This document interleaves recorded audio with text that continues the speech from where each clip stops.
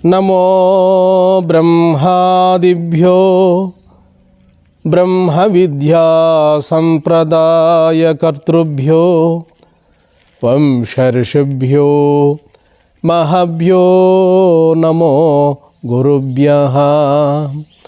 నమః ప్రణవార్థాయ శుద్ధజ్ఞానైకమూర్తయే నిర్మలాయ ప్రశాంతాయ దక్షిణామూర్తయే నమః. దివ్యాత్మస్వరూపులైన ప్రియ ఆత్మ బంధువులారా, మనం కొంతకాలంగా ఈ ఆధ్యాత్మిక ప్రవచనములను జరుపుకుంటున్నాము. ఇందులో భాగంగా ఈరోజు మన ప్రస్తావన ఏమనగా, ఆత్మజ్ఞానమునకు దగ్గరగా నేరైన సాధనములేమి? ధ్యానమా, యోగమా, జపమా, పూజల, వ్రతాల? ఏమి చేస్తే ఈ జన్మలోనే కైవల్యం అనేటువంటి మోక్షాన్ని పొందగలము? కాబట్టి నేడు సమాజంలో ఎన్నో సాధనల పేరిట వచ్చినప్పటికీ మానవులకు, సాధకులకు సరైనటువంటి అవగాహన లేకపోయినది. అయితే ఏ సాధన చేసి ధ్యానము ద్వారా ఆత్మదర్శనాన్ని పొందాలనా, యోగాభ్యాసము చేసి ఆత్మదర్శనాన్ని పొందాలనా, ప్రాణాయామము చేసి ఆత్మదర్శనాన్ని పొందాలనా, ముద్రాభ్యాసము చేసి ఆత్మదర్శనాన్ని పొందాలనా, ఏమి చేస్తే సులభముగా మాకు స్వస్వరూపానుసంధానమైన జ్ఞానం ఎట్లా కలుగుతుంది అనేటువంటి మొదలుగా గల అంశములపైన ఈనాడు మనకున్న పరిజ్ఞానములో ప్రస్తావన చేద్దాం. అయితే ఇవన్నీ కూడా వినడానికి, చెప్పడానికి చాలా బాగా ఉంటాయి. ఇవన్నీ పరంపరా సాధనల కిందికే వస్తాయి కానీ, ఇవన్నీ ఉపాసనల కిందికే వస్తాయి కానీ సాక్షాత్తు సాధనల కిందికి రావు. మన ఋషుల యొక్క ఆశయం కాదు ఇవి.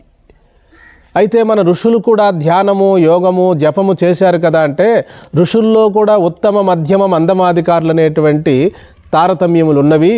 అందుకని ఒక్కొక్క ఋషికి మరొక ఋషికి సరైన జ్ఞానము, అవగాహన తక్కువగా ఉంటుంది.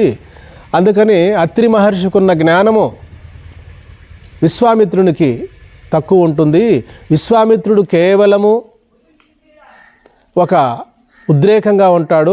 అదే అత్రి మహర్షి ఎంతో శాంతముగాను, ఓర్పుగాను, సహనంగా ఉంటాడు. కానీ అందరూ చేసింది కూడా సాధనలే. అలాగే వాల్మీకి మహర్షి ఆదికవి కాగలిగినాడు. అలాగే మహాత్ములు ఎందరో ఒక్కొక్కరిలో ఒక్కొక్క గొప్ప అలౌకిక శక్తి ఉంటుంది. కానీ అందరికీ కూడా ఒకే ఆత్మే అయినప్పటికీ కూడా బుద్ధిలో సామర్థ్యం వేరువేరుగా ఉంటుంది. మరి వేమన యోగి సనాతన కాలములో మన ఋష్యాదుల కంటే కూడా విలక్షణంగా మరి ఉన్నటువంటి వాడు వేమన యోగి. అలాగే మధ్విరాట్ పోతులూరు వీరబ్రహ్మేంద్ర స్వాములు వారు, అలాగే గోరఖనాథు, మత్స్యేంద్రనాథు, త్రైలింగ స్వామి, మరి రామకృష్ణ పరమహంస, రమణ మహర్షి, వివేకానంద స్వాముల వారు. చూడండి, ఒక్క బ్రహ్మతత్వమే అయినప్పటికీ కూడా ఒక్కొక్క ఉపాధిలో ఒక్కొక్క అద్భుతమైన శక్తి వ్యక్తమవుతూ ఉంటుంది. కానీ అంతా పరబ్రహ్మతత్వమే అయినప్పటికీ కూడా బుద్ధి సామర్థ్యము ద్వారా హెచ్చుతగ్గులు కనపడుతూ ఉంటాయి. అలాగే అందరూ మానవులే. ఒక్కరిలో ఉన్న వివేకము ఇంకొకరిలో ఉండదు.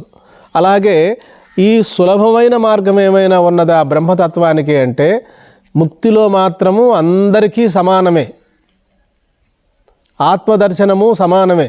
కానీ ఎక్కడ భేదం ఉన్నది అంటే, ఒక్కొక్కరు చేసిన మహిమలు, శక్తులు వేరువేరుగా ఉంటాయి. అలాగే నారద మహర్షి త్రిలోక సంచారి, ఎక్కడ ఏం జరిగేది తెలుసుకోగలిగేటువంటి సామర్థ్యము నారద మహర్షికి ఉంటుంది. ఆకాశగమనం చేస్తారు. ఇటువంటి వాళ్ళు ఇలాంటి సిద్ధులు ఎన్నో సంపాదించినప్పటికీ అందరిలో ఆకాశం వలె చిదాకాశ స్వరూపమైన ఆత్మ మాత్రం ఒకటే. మరి ముక్తి మార్గంలో మాత్రం వేరు హెచ్చుతగ్గులు చెప్పలేదు. కానీ మహిమల్లో మాత్రం హెచ్చుతగ్గులు మనకు కనపడుతూ ఉంటాయి. జమదిగ్ని మహర్షి ఒక విధమైనటువంటి శక్తి సంపన్నుడు. అలాగే వశిష్ఠ మహర్షి ఒక విధమైనటువంటి శక్తి సంపన్నుడు. కాబట్టి ఒక్కొక్కరు ఒక్కోలాగా మనకు తోస్తూ ఉంటారు. కానీ అన్ని ఉపాధుల్లో కూడా ప్రకాశిస్తున్నటువంటిది పరబ్రహ్మతత్వమే. అది బుద్ధిని అనుసరించి, ఒక్కొక్కరి వారి వారి జన్మాంతర సంస్కారాలను అనుసరించి, ప్రారబ్ధాన్ని అనుసరించి మనకు తోస్తూ ఉంటారు. ఆ పరమాత్మయే విభిన్న రూపాలలో, విభిన్న అవతారాలలో వ్యక్తమవుతూ ఉన్నాడు. కాబట్టి ఆత్మజ్ఞానమునకు నేరైన సాధనములు ఏమైనా ఉన్నవా అంటే ఉపనిషత్తుల యొక్క ప్రబోధ తప్ప వేరు మార్గం లేదని శాస్త్రాలే మనకు చెప్తున్నవి. బ్రహ్మసూత్రములు, ఉపనిషత్తులు, భగవద్గీత, ఈ ప్రస్థానత్రయాన్ని శంకరుల వారు ఎందుకు ప్రవేశపెట్టారు అంటే అన్నిటికంటే విలువైన సాధనలు శ్రవణము, మననము, నిధిధ్యాసన. కాబట్టి ఆత్మదర్శనమునకు ఆత్మ విచారణ కంటే మించినటువంటి సులభోపాయము లేదు. అందుకనే గడిచిన కాలంలో భగవాన్ రమణ మహర్షుల వారు కూడా ఈ నేనెవరనేటువంటి తత్వాన్ని ఆత్మవిచారణ ఎంచుకుంటే మార్గాన్నే చెప్పారు. కనుక ఇక వేరు మార్గములు, పూజలు, వ్రతాలు, ప్రార్థనలు ఇవన్నీ కూడా జ్ఞానమునకు అనుసంధానముగా వచ్చినవే కానీ ఇవి పరమార్థములు కావు. పరిపరి విధములా పరిగెడేటువంటి మనసును అదుపు చేయడం కొరకు వచ్చినవే కానీ పరమార్థములు కావు. ఇవన్నీ ఉపాసనలే. అందుకే చంద్రశేఖరేంద్ర సరస్వతి మహాస్వాములు వారు కూడా మరి ఎక్కువగా ఈ పూజలకు, వ్రతాలకు, చాతుర్మాస్య వ్రతాలకు ఎక్కువ ప్రాధాన్యం ఇచ్చాడు. అంటే అందరికీ ఇంత సామర్థ్యము, యోగ్యత ఉండదు కనుక అందరూ ఒకే తడవ ఆత్మతత్వాన్ని, బ్రహ్మ సాక్షాత్కార జ్ఞానాన్ని పొందలేరు కనుక ఈ ఆలంబనము ద్వారా, సోపాన క్రమము ద్వారా బ్రహ్మతత్వాన్ని అందరూ పొందవచ్చుననేటువంటి ఉద్దేశముతో మరి వేదాంతము మనకు ప్రబోధ చేస్తుంది. వేదములోనే ఒక భాగము కర్మకాండ, మరో భాగము జ్ఞానకాండ, ఉపాసనాకాండ అని చెప్పడం జరిగినది. కాబట్టి శాందోగ్యోపనిషత్తులో కూడా ఎక్కువ ఉపాసనలు ఎక్కువ చెప్పుకుంటూ వచ్చారు. చాండిల్య విద్య, దహరోపాసన, అసంగ్రోపాసన, ఓంకారోపాసన, ఈ ఉపాసనలన్నీ కూడా మనో పరిపక్వతను కలిగించకపోతే మన ఋష్యాదులు మనకెందుకు ఉపనిషత్తుల్లో చెప్తారు. కాబట్టి కొన్ని ఉపనిషత్తులు సాకారంగా బోధ చేస్తాయి, కొన్ని ఉపనిషత్తులు కేవలము అద్వైత సిద్ధాంతాన్నే బోధ చేస్తాయి. వేదములకు అంతిమ భాగమనున్నవి ఉపనిషత్తులు. ఆ ఉపనిషత్తులే అద్వైత సిద్ధాంతం అంటారు. కాబట్టి 4 వేదములు, వేదాంగములు ఇవన్నీ కూడా పరబ్రహ్మతత్వాన్నే బోధ చేస్తున్నవి. అట్టి పరమాత్మ ప్రతి మానవునిలో కూడా ఈ నేనని ప్రతిధ్వనిస్తూ ప్రకాశిస్తూ ఉన్నాడు. ఇంత ప్రబలమైన నిదర్శనాన్ని మనం దగ్గర పెట్టుకొని మనం ఏదో సాధన చేసి పొందాలి అనుకోవడం అనేది జన్మాంతర సంస్కారముల వల్లనే కలుగుతుంది. కాబట్టి అందరికీ సూక్ష్మబుద్ధి ఉండదు, మేధాశక్తి ఉండదు.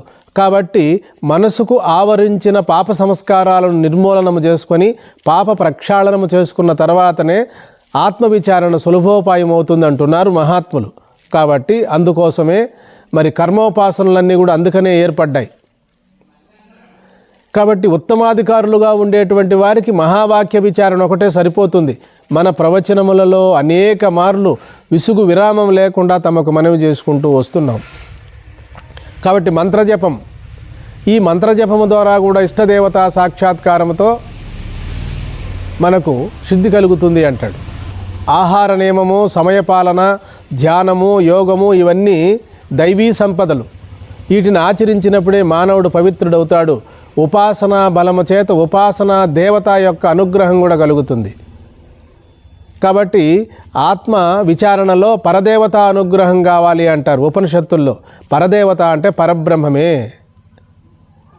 నాయమాత్మ ప్రవచనేన లభ్య నమేదయ బహునా శృతేన.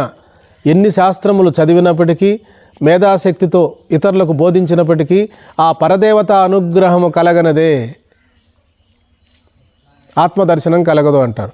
చాలామంది చక్కటి పాండిత్యాన్ని ప్రదర్శించగలరు, ఇంకొకరికి బోధించగలరు, ఆశ్చర్యకరంగా మాట్లాడగలరు. కానీ గురువు అనుగ్రహం లేకుండా ఇవన్నీ ఫలించవు అంటాడు గురుగీతలో.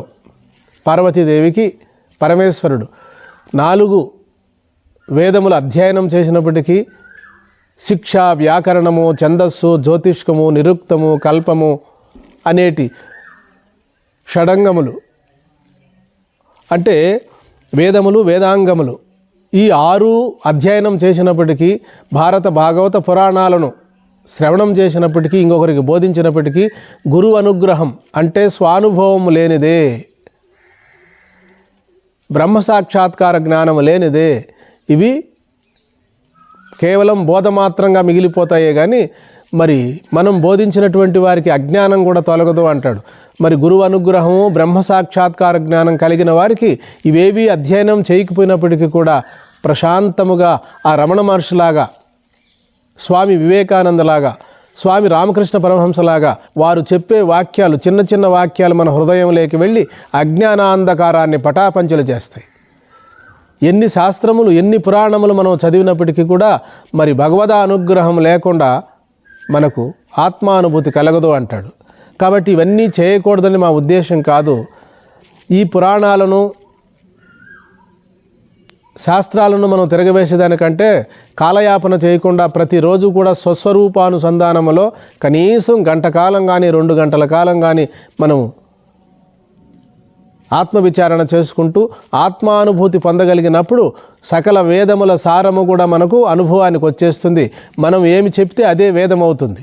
అలాగే మన మహర్షులంతా కూడా ఆత్మదర్శనం చేసుకొని బ్రహ్మ సాక్షాత్కార జ్ఞానం కలిగిన తర్వాతనే ఎన్నో ఉపనిషత్తులు, ఎన్నో శాస్త్రములు రచించారు. కాబట్టి ప్రతి మానవుడిలో కూడా ఆత్మతత్వం ఉన్నది. కట్టిలో అగ్ని ఉన్నది, కానీ 2 కట్టెలు చేరినప్పుడే అగ్ని ప్రజ్వలిస్తుంది.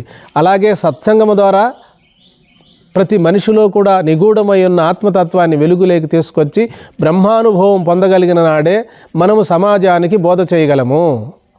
ఆత్మానుభవం పొందకుండా శాస్త్ర పాండిత్యముతో చాలా అద్భుతముగా చెప్పవచ్చు, కానీ ఆ పాండిత్యం తప్పేం కాదు, కానీ తెలియనటువంటి వారికి ఉపయోగపడుతుంది, కానీ ఆత్మానుభూతి కలగదు.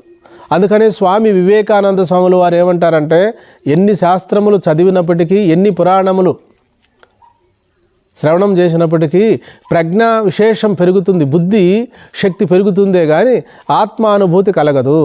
ఆత్మానుభూతికి నిరంతరము ఆత్మవిచారణ, నేను ఎవరు అని భగవాన్ రమణ మహర్షులు వారు చెప్పినట్టుగా ఆత్మవిచారణ చేసుకున్న వారికి మాత్రమే ఈ బ్రహ్మానుభవం కలిగి తీరుతుంది అంటారు.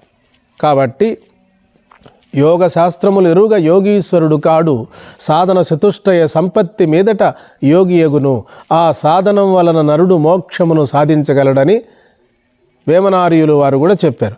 కాబట్టి ఎవరేం చెప్పినప్పటికీ కూడా మరి మనము నిర్మలమైన హృదయంతో ప్రతిరోజు కూడా ప్రాతకాల వేళ ధ్యానం కానీ, యోగం కానీ, జపం కానీ అంకిత భావనతో ఆచరించినప్పుడు పరబ్రహ్మ సాక్షాత్కారము, బ్రహ్మానుభవం కలిగినప్పుడు తప్పకుండా మన నోట భగవంతుడే పలికిస్తాడు. మనం ఏం చెప్తామో అదంతా కూడా ప్రజలు ఆమోదయోగ్యంగా వింటారు. కాబట్టి మనం మాట్లాడేటప్పుడే తెలిసిపోతుంది ఆత్మానుభూతి పొందారా లేదా అని. శాస్త్రజ్ఞానానికి, ఆత్మజ్ఞానానికి ఉన్న వ్యత్యాసం అప్పుడే ప్రజలకు తెలియబడుతుంది. గురుదేవులు రామకృష్ణ పరమహంస, రమణ మహర్షి, వివేకానంద స్వాముల వారు, మధ్విరాట్ పోతులూరు వీరబ్రహ్మేంద్ర స్వాముల వారు, ఇటువంటి దివ్యమైనటువంటి మహాపురుషులు వారి గ్రంథములు చదివితేనే మనకు ఏదో ఎక్కడో తెలియని అనుభూతి కలుగుతుంది. కాబట్టి మనం ఇంతకాలం ధ్యానం చేశాము, యోగం చేశాము, జపం చేస్తున్నాము, ప్రాణాయామాలు చేస్తున్నాము, సత్సంగం చేసుకునేటప్పుడు మనలో మనకు పడడం లేదు. అందరికీ బ్రహ్మానుభవం కలిగినట్లయితే ఒకరు చెప్పేది ఒకరు వినాలి, కానీ అట్లా వినినట్టు ఒకరికొకరికి సమాధాన పడినట్టు లేదు. కాబట్టి నేనంటే మీకు గిట్టడం లేదు, మీరంటే నాకు నచ్చడం లేదు. కానీ ఈ మధ్యలో ఈ వైషమ్యం ఎందుకు ఏర్పడిందంటే బ్రహ్మానుభవము సంపూర్ణముగా కలగకపోవడమే ఇందుకు కారణము. కాబట్టి మనమంతా కూడా శ్రమ కోర్చి పట్టుదలతో ఇక్కడే మనం ఆత్మానాత్మ విచారణ చేసుకొని మరి బ్రహ్మాత్మైక్యత్వ విజ్ఞానం, ఆ ఉపనిషత్తుల్లో చెప్పిన ప్రకారం బ్రహ్మాత్మైక్యత్వ విజ్ఞానాన్ని పొంది సర్వాత్మ భావనలో, ఏకాత్మ భావనలో మిగిలిపోవలసినదిగా నేను మనవి చేసుకుంటున్నాను. కాబట్టి ప్రతిరోజు కూడా ఏ పనులు పాటలు చేస్తూ ఉండినప్పటికీ కూడా మన స్వరూపమైనటువంటి మూలస్వరూపం మనము దృక్కుగా మిగిలిపోవాలి, ఎరుకుగా మిగిలిపోవాలి, సత్తా స్ఫూర్తిలో మిగలాలి. కాబట్టి ఇలా మనం ఏం చేస్తూ ఉండినా కూడా మన స్వస్వరూపములో మనము సుస్థిరంగా నిలవాలి. సర్వే జనాః సుఖినో భవంతు, లోకా సమస్తా సుఖినో భవంతు. హరి ఓం.